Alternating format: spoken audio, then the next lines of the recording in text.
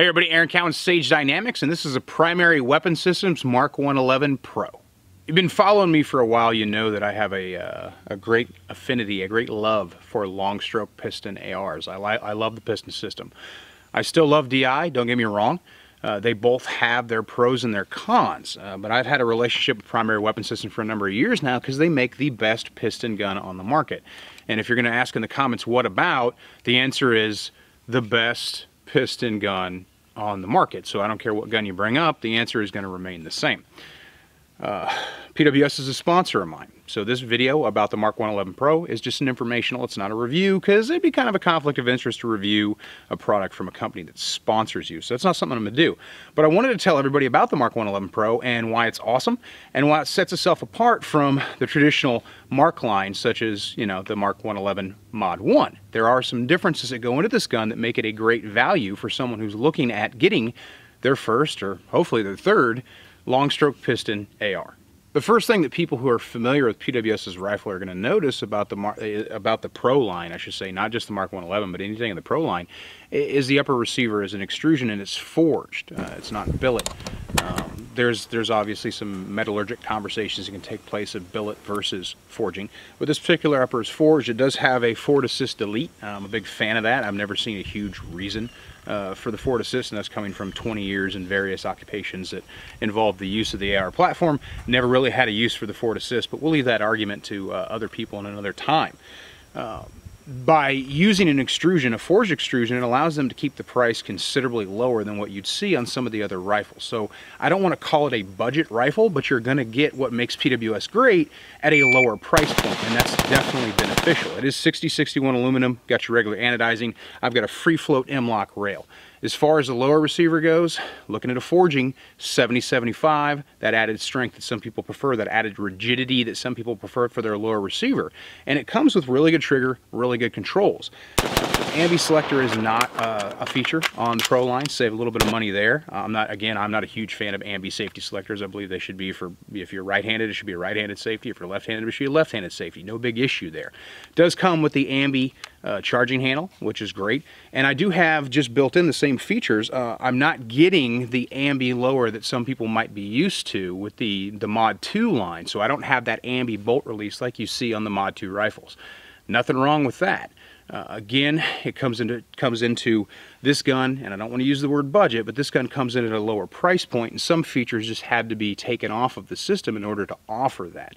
But I am getting PWS's venerable long stroke piston gas system. So I have a 3-position adjustable gas system down there at the gas block. So if I want to go from shooting unsuppressed to suppressed, I can kind of soften out the recoil and manage the gas better, going back and forth from a suppressed platform. Now this particular rifle that I have here is in a pistol format, so I don't have to worry about SBR paperwork. Or if you want to get into an SBR, but tax stamps take time, I can run it as a pistol with the brace that comes with it, or whatever brace I prefer in pistol format, until my paperwork comes back and I actually throw a real live human grown-up big boy stock on the gun. A couple of things I like about the Pro line over the first generation, I should say, or the first run of the Mod 2 line. It comes with BCM furniture, which is the same except for the brace. Actually, I'm getting that grip, but it comes with a full auto style carrier versus that civilian semi-auto carrier that has a little bit less mass at the tail end of it. If you're not going to have a machine gun, you don't really need the carrier for the full auto fire, but I like the full auto carrier, or the mil spec carrier, if you will. I like that additional mass. It just helps the gun, I think, cycle better, and I don't have to be as finicky or play with my springs and my buffers nearly as much. So this 111 right out of the box is running exactly like I would expect it to run. It's a highly accurate gun, especially for an 11-inch platform, although that's a different conversation if you actually need a shitload of barrel length to be super accurate. But it's got everything I would need, and it's got a good barrel length. So if I'm going to set this gun up for home defense, I'm going to have a barrel length that's going to give me velocity on my chosen round with that 1 8 twist. That wild chambering is going to support most of the common self-defense rounds that you would chamber in the rifle. And my thinking is, like, most of my guns are for a specific purpose.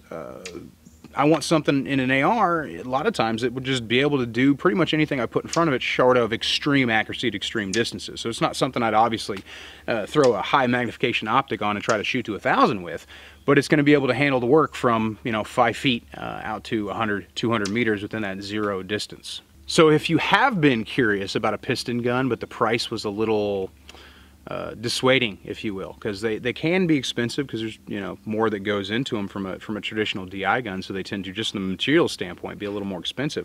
You can find the Pro line for well under $1,000 a lot of times, and when they have sales and stuff like that, significantly lower than that. I've seen them go as low as $750 for a complete rifle for a gas piston long stroke PWS. That's an amazing price. If you look at the Mod 2 line, that may be the deal you'd find on an upper receiver. Now we're looking at that being the price for the entire rifle.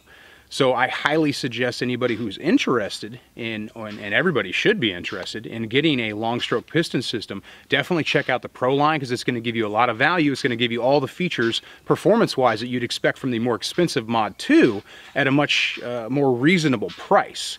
And of course, once you get it and you fall in love with it, then you're going to buy the Mod 2 to get those features that don't come on the Pro. I'm Aaron Count with Sage Dynamics. Train accordingly.